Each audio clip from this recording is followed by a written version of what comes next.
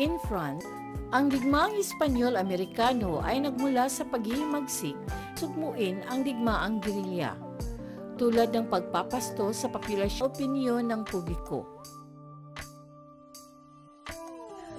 Noong January 1898, ang karasan sa Havana ay humantong sa mga upang protektahan ang mga mamamayang Amerikano. Noong February 15, nasakay nito.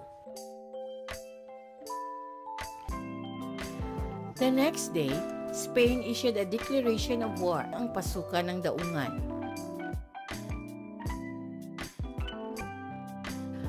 On December 10, the Treaty of Paris. Thank you very much for watching.